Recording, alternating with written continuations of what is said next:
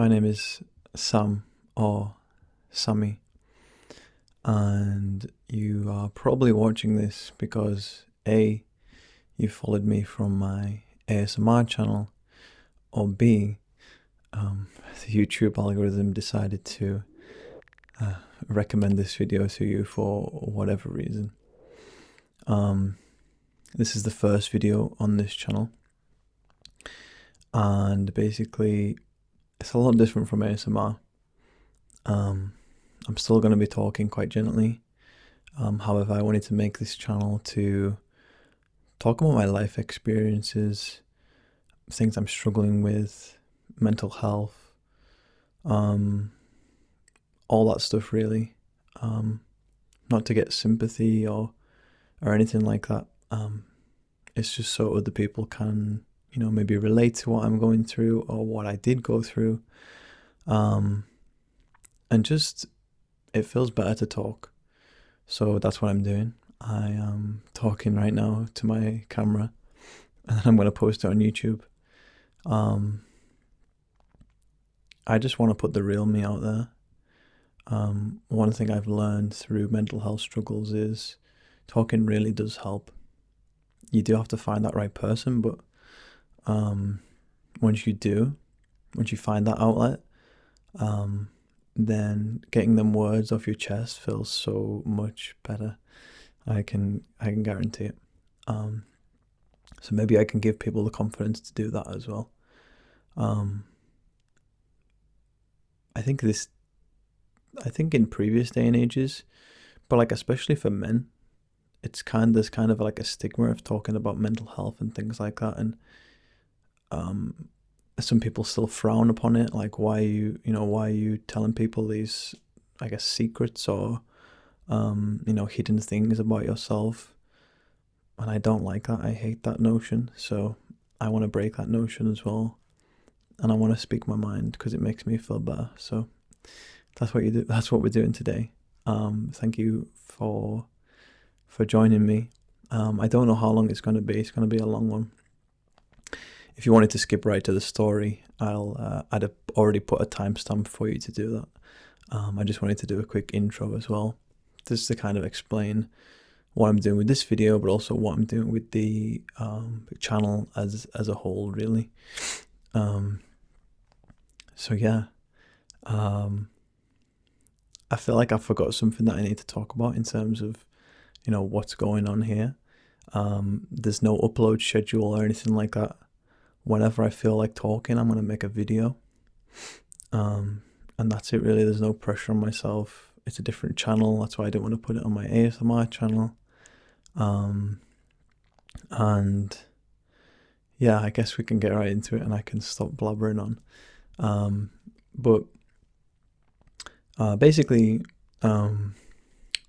since becoming an adult, as weird as that sounds, I've had 3 serious relationships in that time.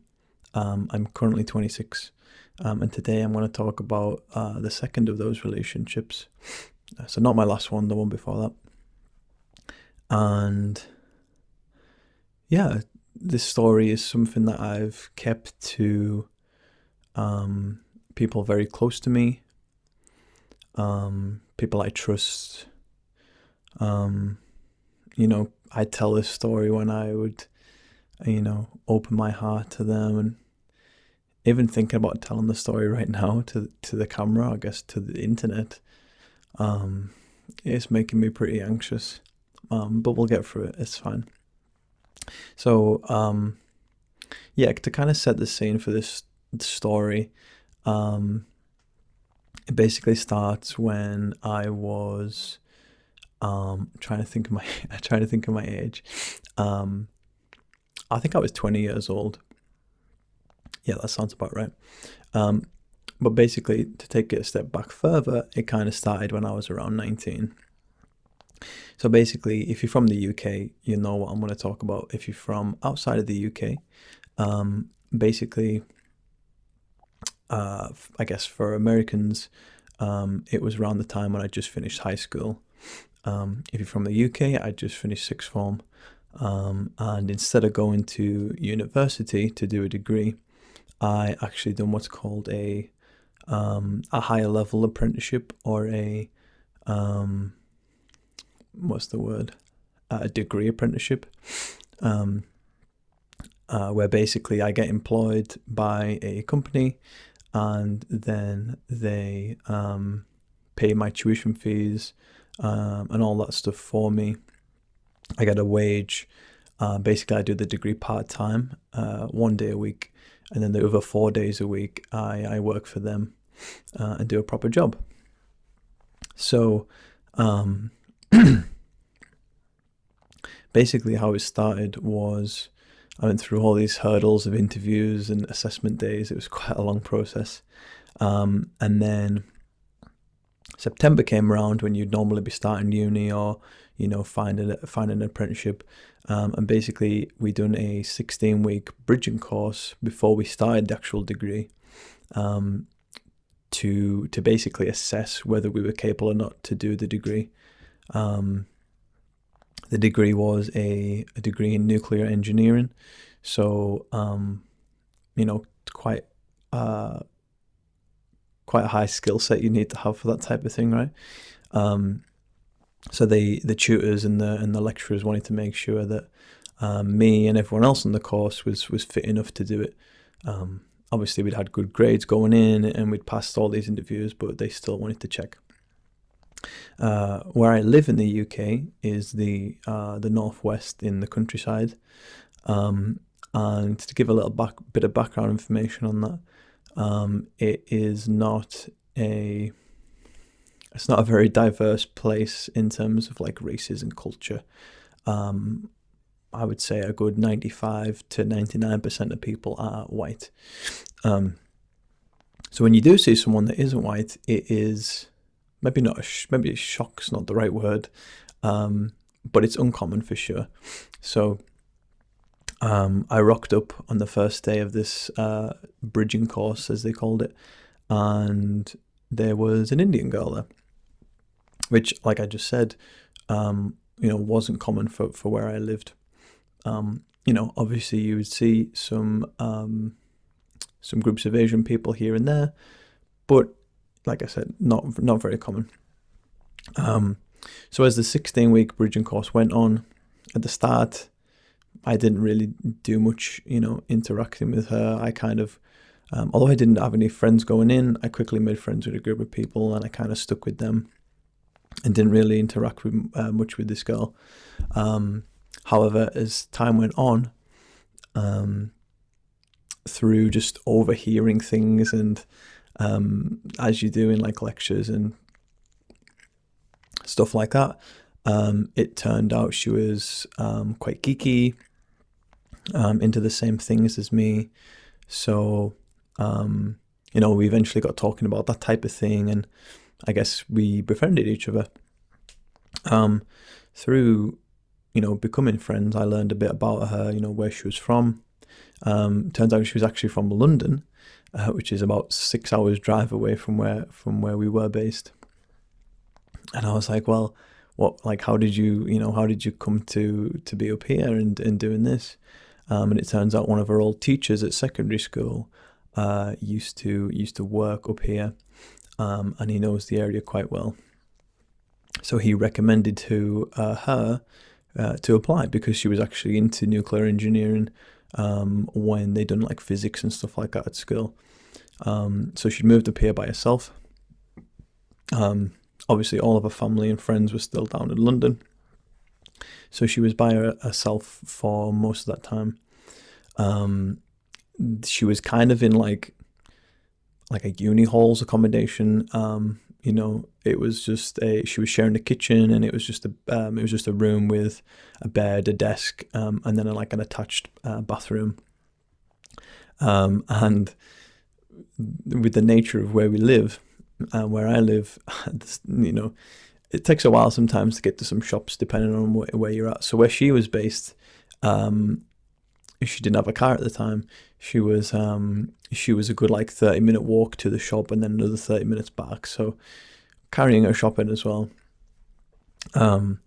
Basically the point of this is, I found this out, and just the way I am, I was like, well, I can drive, like, let me help you. So we ended up getting more friendly through that, because I would go and pick her up to go shopping and things like that. Yeah, and then we just bonded more through that. Like I said, we had a lot in common in terms of our like hobbies and interests. And then I guess as time went on, I'm quite like the perceptive person, very insightful, very perceptive. And it's someone who's been in relationships before, and had interest in people, and people have had interest in me. I kind of like knew like the mannerisms that like arise from when someone likes you in that way.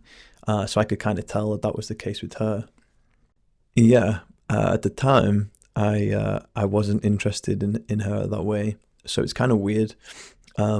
Again, to give a bit more insight on the type of person she was, she'd been very much like bubble wrapped by her parents the whole time. This like innocent sweet girl. I don't think she'd had feelings for a person before.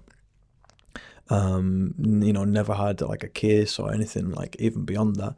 So it was like watching someone in like primary school or like preschool have a crush on you in some ways, because she was learning to deal with these emotions as well. But obviously at the time, like I said, I didn't really have any feelings for her in that way. So I had to tell her that, which kind of made things awkward, because I wanted to spend time with her. We were good friends. I wanted to help her out. She didn't have a car. So it was pretty hard. To go back just a little bit, she was very close knit with her family.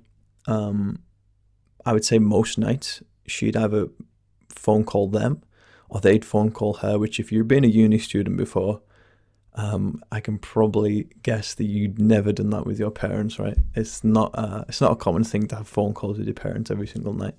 Fair play if you do, but I definitely know it's not the common thing to happen. So she'd ring them or they'd ring her pretty much every night.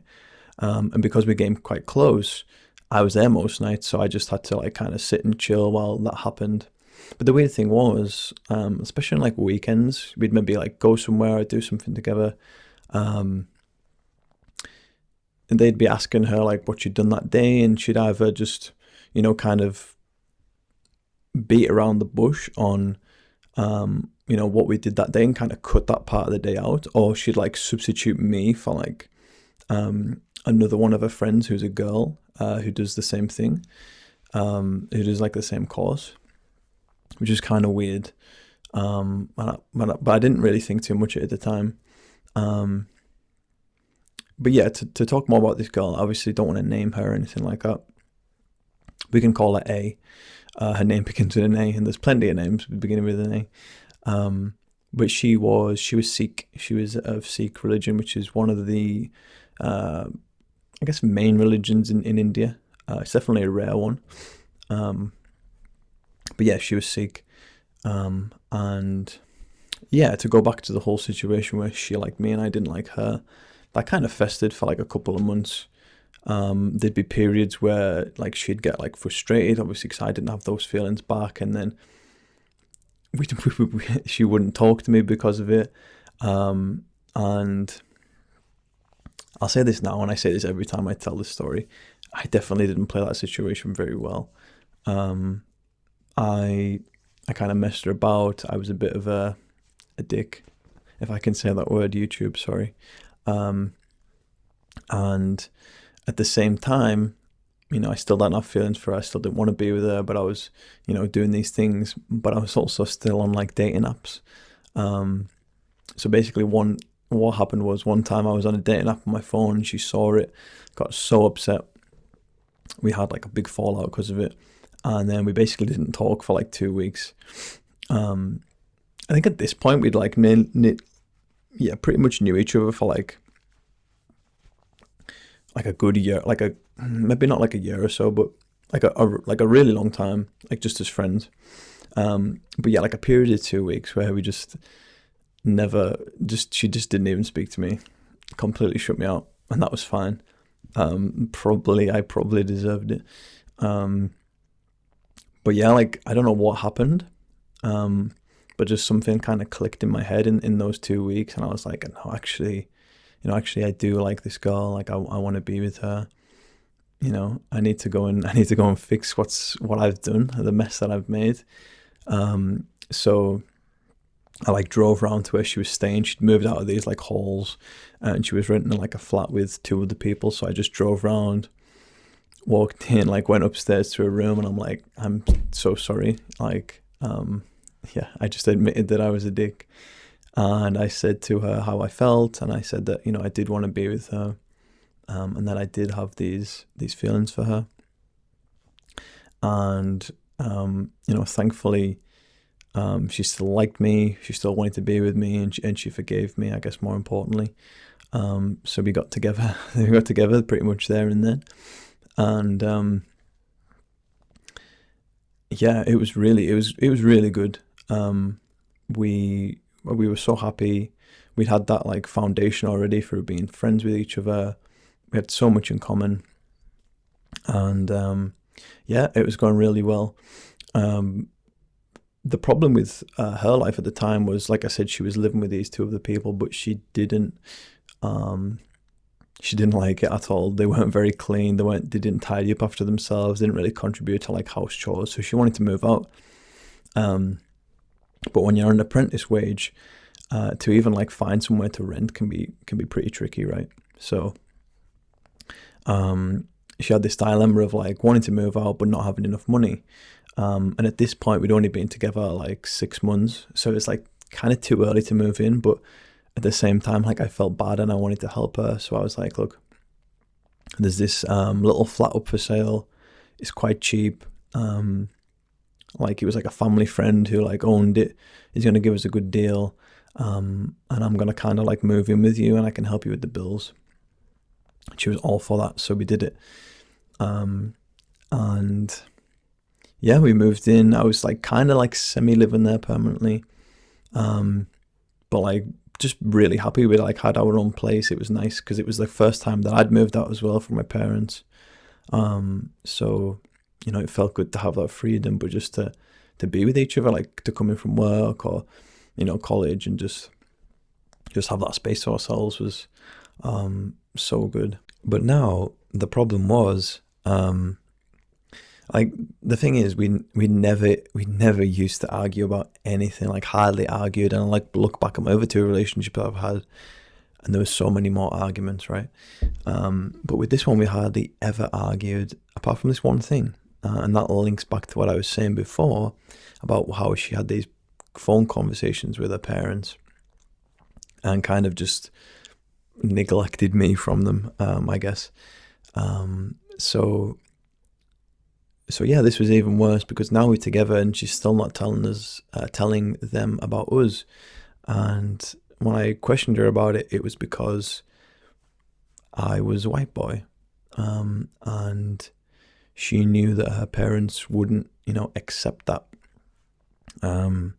They'd want her to be with a fellow Sikh, a fellow Indian, and I wasn't that. I didn't meet that criteria. So not even the fact that we were just like together. She couldn't even tell him about the fact that like we were just friends. Like being friends with the boy was like taboo. Like that's how serious it was. But the hard thing was for me, it was like, oh, I love this girl. Like I'm living with her. Like it's going really well. I want her parents to know. Like I don't want to live this lie. I guess. Which was, it made me feel really shit. So every time it came up, I would feel sad, like angry about it. And then things would like blow up because she knew she couldn't say anything. But that's pretty much like all we argued about, like nothing else. So it was kind of sucked that was it. Because everything else was kind of like, I'll say it loosely, but perfect. And it was just, that was just like the sticking point really. But yeah, like we had a couple of big arguments about it, but then I kind of like tried to move on and like not think about it. And I was like, oh, you know, she'll do it in time, like eventually. And basically, yeah, we'd been together like nearly a year at this point, and we were planning to go to London itself to go to Comic-Con. My first Comic-Con, I think she'd been before. We were going with two other friends. And yeah, the plan was to go down on the Friday. The Comic-Con was Friday, Saturday, Sunday. And she'd go, like, I didn't mention this before, but because she was quite close knit, like her family would sometimes come up here, or she'd go down there like every couple of months. So because we were going down there for something else, it kind of made sense to like shoot two birds with one stone. And one of the days while we were down there, she planned to go and visit them, which was on the Sunday. So we go down, you know, everything's great. We get there on the Friday. Like I said, we check into the hotel. We go to the Comic-Con for the rest of the day.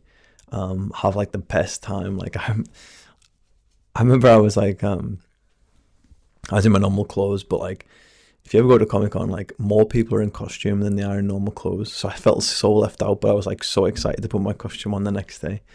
There were two people having a really good time. Like same thing happened on the Saturday, like just having the best time. And like, you know, all the arguments I was telling you about just kind of like just went out the window, and they didn't really matter. Yeah, I got to the Sunday. I think at this point we'd seen like most of the con, and it was just about just picking up any loose ends, buying anything we wanted to do. So we went in the morning, and then it got to like 12 o'clock, and me and A left while the other two stayed. They were actually stopping in another hotel about 45 minutes away from ours. So yeah, we went out the venue. Went down to the tube station. She was getting a tube like right across to the other side of London where her parents live, and I was just getting one back to the hotel because I was just going to chill. I'm quite introverted, so it was just nice to have like some alone time in the hotel. So we're waiting on the tube platform, and her tube pulls up first. So, you know, I give her a kiss, and I'm like, oh, you know, we'll probably meet at like 7, something like that. At like Canary Wharf, you know, we'll get some food, and I'll see you later. And she's like, yeah, that sounds good. You know, I'll see you then. So, you know, like I said, give her a kiss goodbye, give her a hug, and wave her off. And that was the last time I ever seen her again. So yeah, my tube pulls up next. I get on, I go back to the hotel, spend a couple of hours there just chilling on my phone, watching YouTube videos, like whatever I was doing. And then I'm like, it gets to the point where I'm expecting like a text from her to say, oh, you know, I'm coming back or something like that. I don't get anything. And then it gets to the time we're meant to meet up, still nothing. I'm trying to text her, not getting a text back. I'm trying to call her, not getting an answer. It's going right to voicemail or whatever. So I'm like, I'm really panicking, right? Especially London, there's like a lot of crime and stuff like that goes on. So I'm like worrying about that. Like, has she got caught up in something? Like, what's happened? I don't know, because I can't contact her. I literally didn't hear from her the rest of that night. And I'll tell you now, I did not sleep a wink that night from worrying. Like I said, the other two people were in the other hotel. They couldn't really do much. I'm like, what do I do? Like, I'm thinking about ringing the police, but I just don't know what's happened. And the next day we were getting the train to go back home, because that's how we got down there on the train. So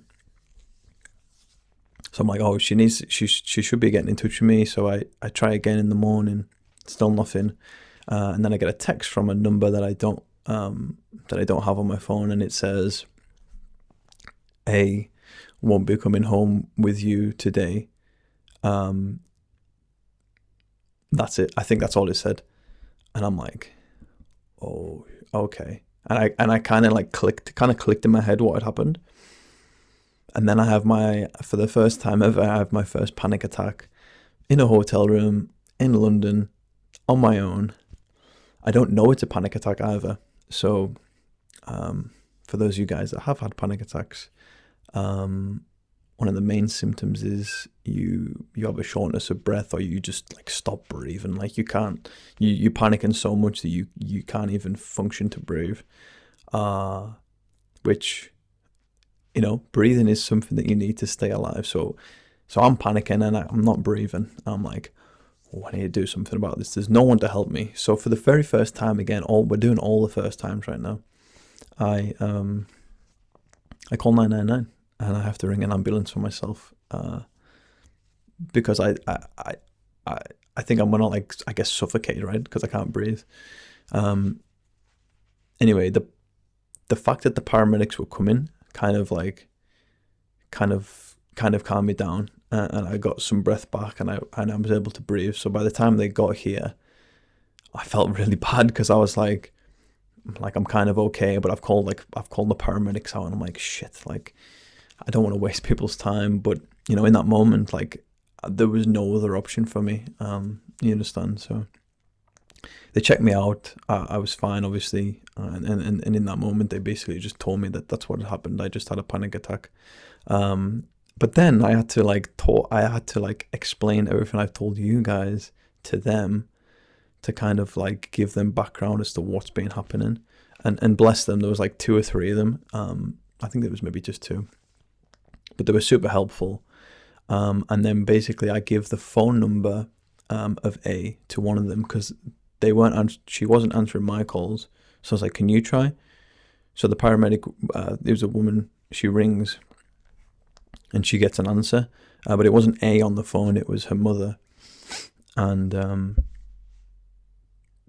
the paramedic explains what's happening with me, and she's like, what's going on? And her mother basically says that A, again, like the text said, isn't coming home. She's staying with her, and that's final.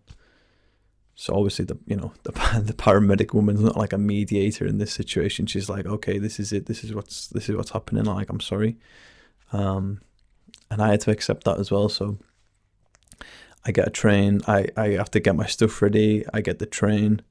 Thankfully, I had enough time. With all this going on, I make the train. I get the train back. Basically, I had to make 2 connections.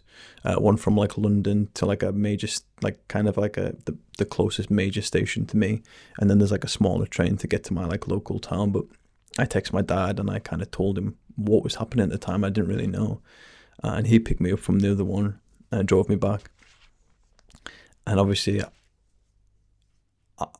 my anxiety is through the roof, and I guess I'm really depressed because I don't know what's happening with my girlfriend. I haven't seen her. All this stuff's happening. I don't know what's going on. And the thing is, so my parents are divorced. So my mum and my stepdad and that side of the family were actually on holiday at the time.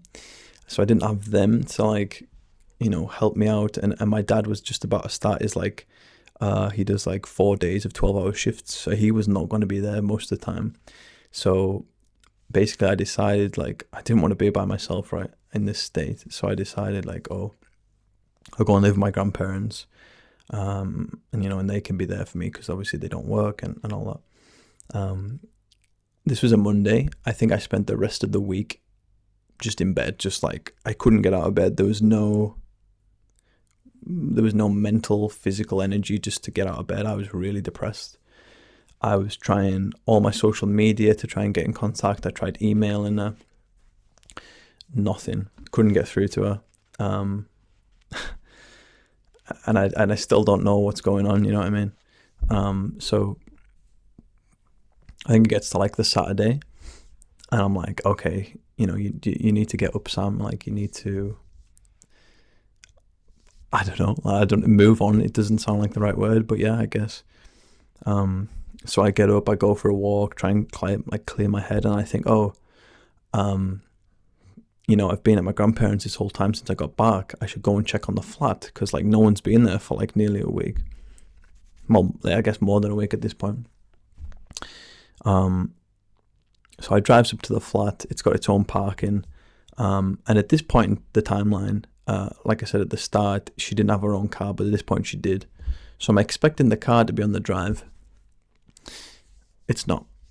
So I'm like, oh, okay. So I pulled up outside, key in the door, opened the door, and the door's open to the apartment. It's a ground floor apartment. It's basically just like a detached house, but it's like the size of an apartment, if you can imagine that. So really small. I open the doors, and there is nothing there. All of her stuff is just gone. Which, like, the physical, like, realization of it all was just something to behold. Like, you know, I had these mental struggles in my head the whole time, you know, constantly plaguing my mind, but the physical, like, just seeing it just set me off again. So I went into another panic attack. This time I know what's happening, right? I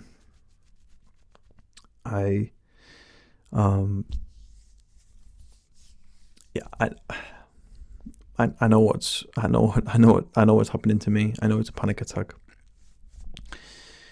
And I can kind of calm myself down. Also, I'm back home now, so I have like friends and family around me, but obviously my family is like busy. So I ring my friend and she comes like across town and like, you know, tries to comfort me and calm me down, which she does. And then I explained to her the situation because I don't think I had at this point. And that was the weird part about it as well. I was like, oh, have you heard from her? No. Tried this friend, have you heard from her? No. No one had heard from her. Because I'm thinking of everything at this point. I'm like, well, what if she just didn't want to be with me anymore and she's just walked away? But I'm like, why wouldn't she say goodbye? Like, she has a job up here. She's like halfway through a degree. Like, that doesn't make sense. And then I'm like, well, you see this, like, what if her parents are, holding her against her will, controlling her life for her? I'm like, well, I think we should ring the police. And my friend agreed at the time, the one that came to like calm me down. So I rang the police, we filed a report, and they were like, oh, we'll send someone round. Didn't hear anything. Like, I think a week went by. And then I rang the police department again. I was like, oh, is there any update on this case? They're like, yeah, we shouldn't have to tell you, like, why, I thought it was a bit weird. But basically, the 2 police officers went round to the house, took her out the house, give her like this safe space to say to her, look, if they're doing anything bad to you, like mentally, physically, like, you can let us know. Nothing bad's gonna happen to you. Like, give her that safe space to confess anything. She didn't confess anything. Again, the thing is with a very innocent girl, very bubble wrapped, very family orientated, not the type to rat her parents out, is what I would say. So that kind of hurt. That was like the one like thread of hope I was just holding on to. As horrible as it was in my head that they may be like beating her up and holding her against the will, at least I knew what was going on at that point. But the fact that nothing came of that was really bad. I ended up going to the doctors with like, I guess depression. And he signed me off of work for a month. Like, I just physically, like, I mentally wasn't there. And the way I describe it as, I've never, I've lost family members, that have passed away, but it was like she'd passed away, because one minute she was there, the next minute she was gone. We had these arguments, but it was like, it felt like we were good. We went to Comic-Con, we're having the best time. We talked about getting our own place together because we're renting that one. We talked about kids, like, all this stuff that you talk about when our relationship's going well. And then it's just gone, like, in a blink of an eye. Like, and there's nothing I could do about it. I couldn't stop it happening. I can't get her back to talk to her. Like, everything was out of my hands. So it was like losing someone. And obviously, that's tough, right? And I was just like, I had no closure from the situation. And to this day, I always describe it like I wish she came up to my face, told me how much she hated me, and like slapped me across my face. Like that would have been better, because I just had no answers. So yeah, I just try to distract myself for the rest of that month. Like, I binge watched like a load of anime, just to try and keep my mind off it. I eventually went back to work again, just to try and take my mind off things, just to distract myself, like do something. And yeah, I think like a month and a half, maybe 2 months nearly went by. And then I had another period of leave coming up, where actually me and A were planning to go somewhere. Obviously that trip got cancelled, but I thought, I'm not going to cancel the actual leave, I'll just have the time off. It'll be good to refresh again. And then just the nagging thought in the back of my head, the fact I didn't have closure, was just building and building and building. I thought, no, I need to do something about it. So with this week off that I had coming up, I was like, I need closure. I had her address. Oh, another thing I did, by the way, I tried every method in the book to get in contact with her, and then I actually sent her her parents a letter to say, how much I cared about their daughter, and how much I loved her, and how much she meant to me. And I even said in the letter that if it was a race problem, like I would be willing to, I'd be willing to take up Sikhism if it meant that I could be with her daughter. That's how in love with her I was, and that's how much I wanted her back. But it's a long way down there. And I don't know what's going to happen, so I didn't want to go by myself. So I asked my best friend at the time, who was very skeptical about doing it at first. I managed to talk him round to it. I was like, look, I would do this for you in a heartbeat, like you're my best friend. I know it's very weird, but I need you to come down with me. Like I need mental and physical support. Like this guy, like I'm not strong in any way. Like this guy's he's a big rugby player guy. Yeah, we go down 6 hour journey in the car. We get there. I don't know what the plan is. I have no plan. We kind of just like staked out the estate, to try and see if we could like see her on her own. Just like get her. Like I don't know. There was no plan. It was just kind of hit and hope. Like I need to go down and try something. So, yeah. First day we done that. Never seen her. Second day I spent like 4 or 5 hours just on the platform of her local tube station, hoping like she'd come down like the tube platform to get on a tube, or she'd get off a tube and I'd be there. And I just sat on this bench like 4 or 5 hours just praying, and nothing came. And I only booked we were in this like local hotel, like I'd only booked 2 nights. So I got to the third day, the day where we were just meant to be driving home. And we were pulled up around a house. There's no cars there, which I thought was good, because I thought, if her parents are working, like there's no cars there, so her parents are probably working, right? So I was like, oh, do you go out and like not see if you can like knock on the house, see if she's in, to my best friend. And he was like, okay. So he went. He was gone like five minutes or so. Came back and he was like, no, nothing. Like I tried the back door, the front door, like no one's answering, no one's in. And that was it. So we were sat there in my car. I remember it so clear as day. Like he was like looking out the window, my head was in my hands. Like we tried everything. I had so many ideas in my head about what to do. Like I was going to go to a local place of worship and see if they knew anything, and just say like, look, like I'm willing to change my, I'm not religious, but I guess I'm willing to change my religion to be with her. And I was like, do I do that? Do I try and find like a family, like one of her sisters or whatever, like number, and try to talk to them and see if they can help? Like I just didn't know what to do. But we'd exhausted all options. We'd been there for 3 days, and I was literally about to put the key in the ignition and start the car and drive off. And I shit you not, we're parked up against the pavement, and out of the corner of my right eye, just a figure walks past. And at first, like I said, I'm looking down at the ground, didn't think anything of it, and then I look up. By this point, they're like 3 or 4 meters, 5 meters past the car, and it's her. I'm not making this up, by the way. It sounds like something from a TV show or a movie, but I promise you it's real. And at first I'm like, I lock up like I'm frozen, and then my mate's like still looking out the window the other way, so he hasn't seen her, and I'm like tapping him on the shoulder like, she's just walked past, and he's like, no way, and I'm like, yeah, and he's like, go. I'm like, okay, look after the car. So I get out of the car, and by this point, like, I'm probably a minute's went past, like, from since she actually walked past the car. So she's like right down the end of the road. The good thing at the time was I was a 100-meter runner, so I'm quite fast, and she was not athletic.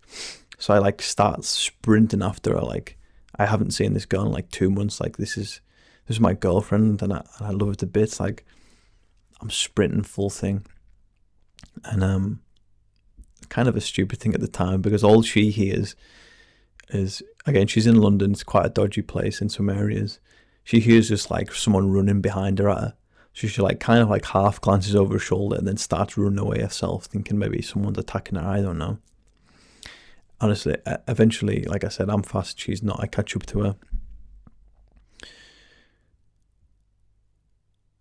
And then the weirdest thing, we lock eyes face to face, and she's just got this like deadpan look on her face, like no expression whatsoever. Like, I'm expecting, I don't know, like this fairy tale ending where we embrace and we cry and we hug, and I don't know, but just distancing herself from me, not even looking at me, not even speaking to me. Like, I'm like, I have came all this way to see you, like, what's been going on, what's been happening. Just not, like, I'm getting nothing out of her. Eventually, like, this guy who like sees us on the street, like, we're in the middle of like a house in a state street, he like walks up and he's like, oh, and he says to her like, oh, like, is he bothering you? Like, I'm like, don't even, because if like the police get involved at this point, like, I wasn't doing anything like bad, but I was just trying to get to talk to me. Like, obviously in that situation I was so desperate, right? She says no, and like eventually he goes away, and I'm like, oh god. And at this point, I'm down on my knees, like begging her to speak to me. I'm like, please, just like tell me what's been happening. So yeah, eventually she comes round and she starts speaking to me, and I'm like, is there anything I can do to get you back? Like, and she was like, no. Basically, she explained what had happened. So, all the months ago, when she got that tube station back home, when she got off the tube, when her dad picked her up from the station, he'd seen a picture of us two together online, showed her that picture and said, look, are you seeing this guy? And A, nearly said the name, A being A, is not going to lie to her dad. So she admitted it, and he said, right, that's it. You're not seeing him anymore. You're coming back down to London to live with us. You're going to have to quit your job and quit your degree. So he pulled the plug on everything she loved, including me, including her friends. To this day, she still has never messaged one of her friends to say goodbye, which is really sad. But it also says to me that I wasn't the problem, right? If it was me, she could have said goodbye to them. And she said it wasn't me. She basically had an ultimatum from her parents to say, like, look, do you want to be with this boy, or do you want to have a family still? And she couldn't choose me over a family, which is hard. It's hard to take. 100%, it's hard to take. But because I wasn't Sikh and I wasn't Indian, and because I was white, in her parents' eyes, I wasn't good enough for her daughter. And that's the hardest pill to swallow. Not many people get racially abused for being white, but I think for a full year, when she'd have phone conversations and not speak to me, all the way up to what happened, I was indirectly to then directly racially abused. And I'm not going to sit here and pretend that like it's to the scale that like some people get abused, you know, whether you're black or Asian or, you know, whatever, because it's probably not, but it still really hurts.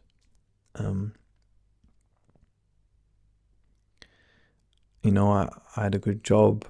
I cared about her. Everything that you want for, you know, if you've got a daughter, everything you want your daughter's partner to have, you know, qualities like that was me, apart from the colour of my skin.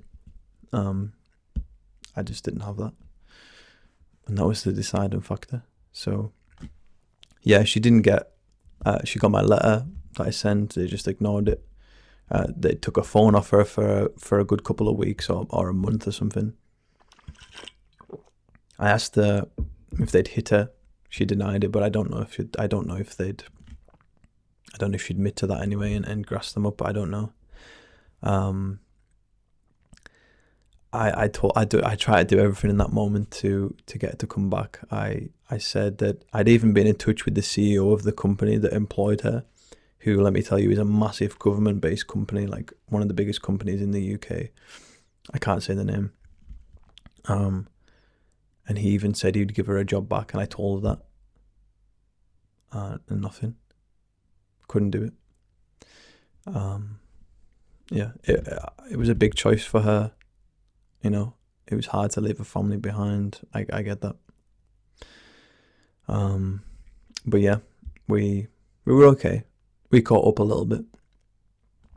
I told her about the anime I'd been watching. You know, we had some laughs. She told me little bits and pieces about what she'd been doing in the time. And then, you know, we hugged. I give her a little kiss on the forehead, goodbye, and that was it. You know, it's definitely not the outcome I wanted when I went down there. But one thing I did get was closure. And to this day, that closure let me heal. But I've still got scars from that moment, like abandonment issues. Just, I guess, more anxiety than normal because of it. I don't know. I don't know if I've got PTSD, but there's a lot of highly emotional moments that happened in that time frame when she went missing, when she was gone.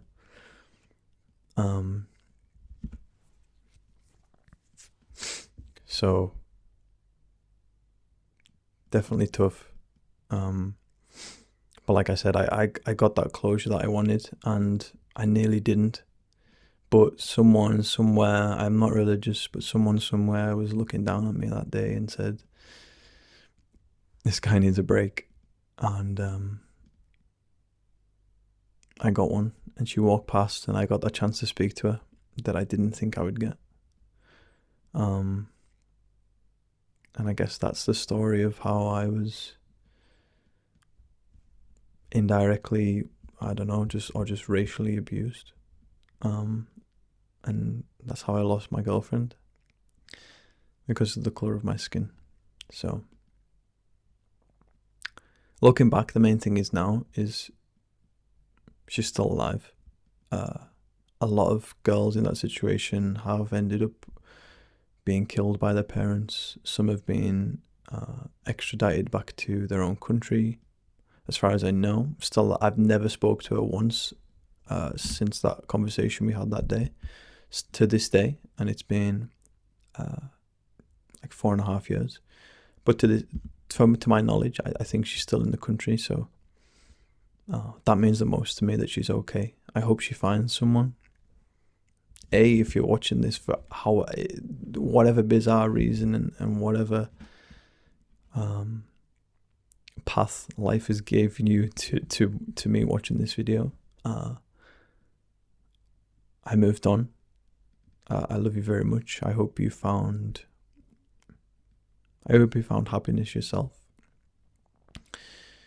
I hope you're happy in your career. Thank you for some great times. You taught me a lot about relationships, about myself, and ultimately I'm stronger because of what I went through. But the most important thing that I want you to take away from this is, I hope, and I told you this at the time, is that I just hope you never shackle your children with them same religious constraints, because it's wrong, and you know it's wrong, and that type of thing should not be happening in the 21st century. It shouldn't. You know that. And I hope that if you do settle down and have kids yourself, if you haven't already had them, then you help them grow up in a right way. That's the only thing I ask for. But you knew that anyway, I told you. But yeah, that's the end of my story for the day. I know it's a long one. If you made it this far, thank you so much. It feels good to me to talk about it. Going into this, I was very nervous about talking about it. Coming out of it, I feel a lot better. I feel like a weight's being lifted off my chest. And it's not that it hasn't been before. I've talked about it before. I've found love again. It's not that I'm still in love with this person. But when you go through something as extreme as that emotionally, it's always going to leave scars. So to talk about it, to talk through it to the internet means a lot to me. Yeah, I'm going to stop there because it's been going on a while. Thank you for watching. Thank you for listening. If you just listened along, I'm okay. I've got other problems to deal with now, but in terms of that situation, I'm okay. If you're going through something similar, I'm sorry. Please reach out to me, whether it's the comments or social media DMs. I can try and provide insight where I can. It's very tricky situations, right? But yeah, this channel is going to be for things like that. Maybe I have some more stories to tell you guys. Maybe I just want to talk about my mental health in general. But that's what this is going to be for. Please leave a like if you enjoyed the video. That sounds weird. Yeah, comment down below if you have any questions. I can try and clarify, like I said.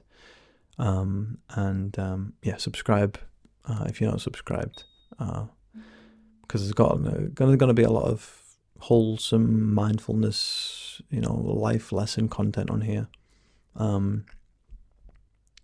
There isn't going to be, like I said, it's not going to be this frequent thing where I stick to some upload schedule. But I can guarantee that there will be more videos, 100%. I just don't know how often. But yeah, thank you again for listening. I hope you have a good day or night wherever you are in the world right now. And I just know I'm very proud of you. And I love you very much. And don't forget to love each other as well. Bye-bye.